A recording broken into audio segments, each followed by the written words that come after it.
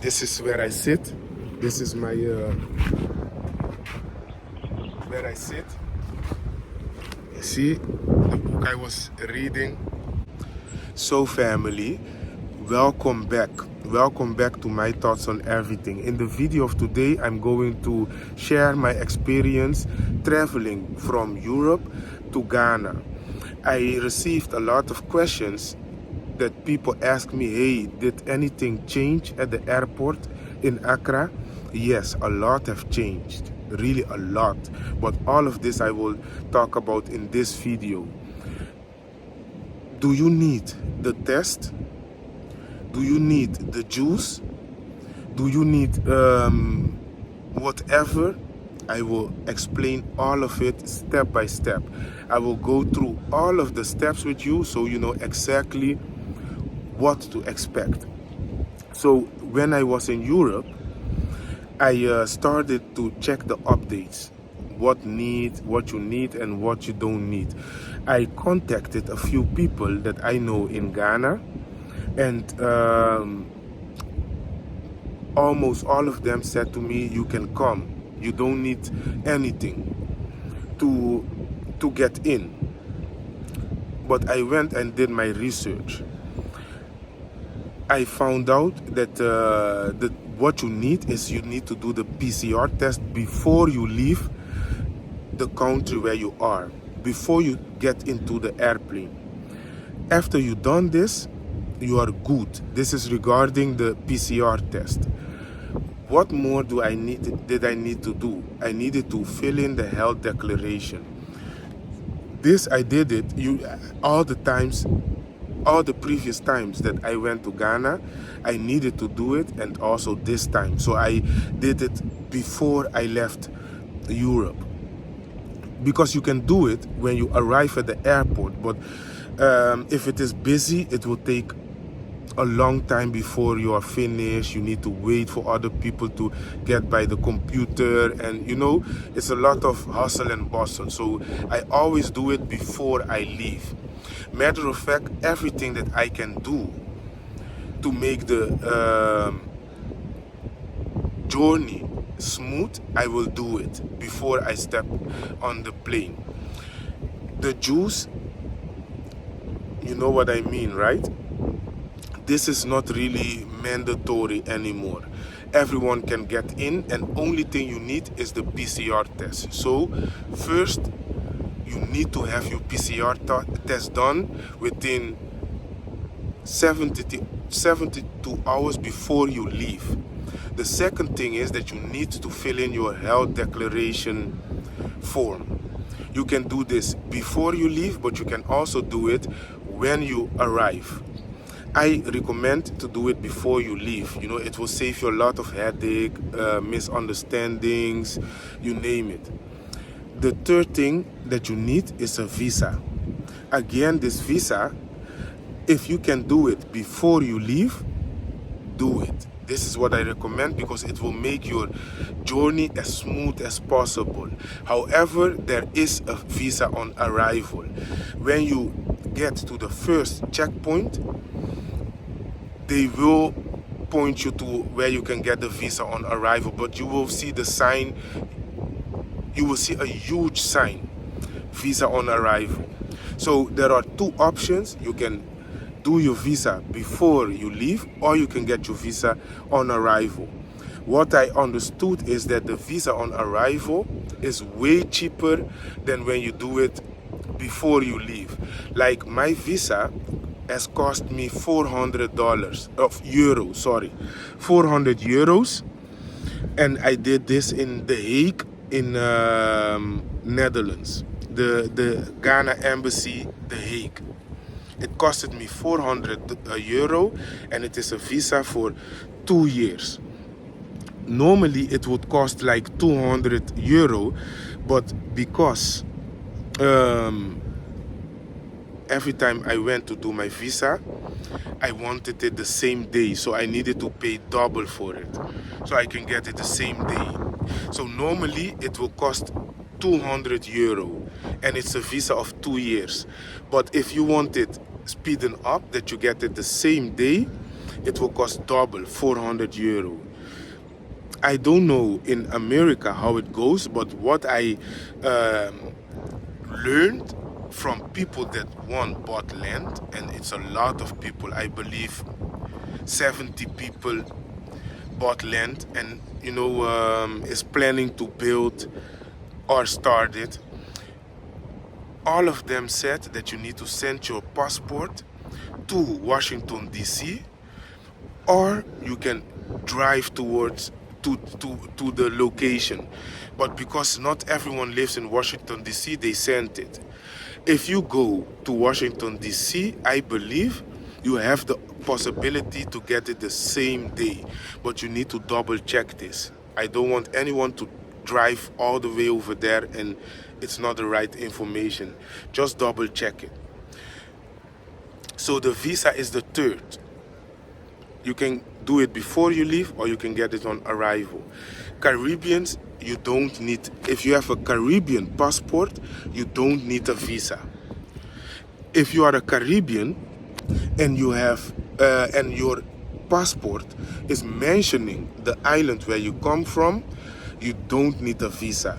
This is something that I didn't know.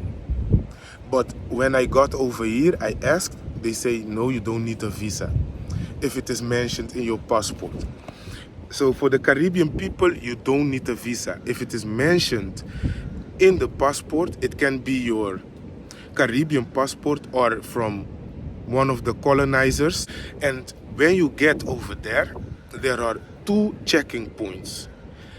Normally, it was like 4 or 5 checking points. You need to do the PCR test, and then you need to go down to get your results.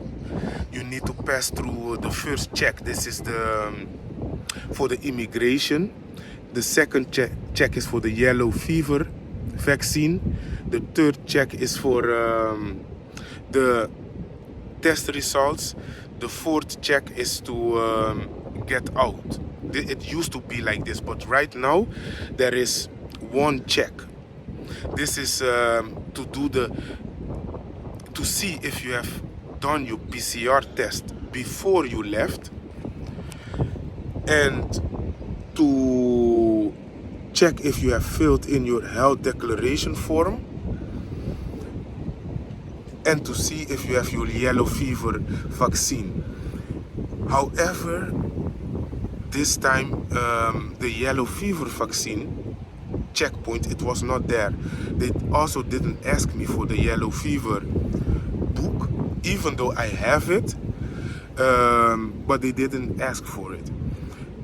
They literally only asked for my passport and the PCR test results and the health declaration form. That's it. When I went through this checking point, I could go and grab my travel cases. Then I went to the last checking point, and this last checking point is just to see your passport. They check your passport and they let you go. It's literally like 10 seconds, 15 seconds. They check it and let you go. What is happening, and this might be an warning for people with Rasta. When you have Rasta,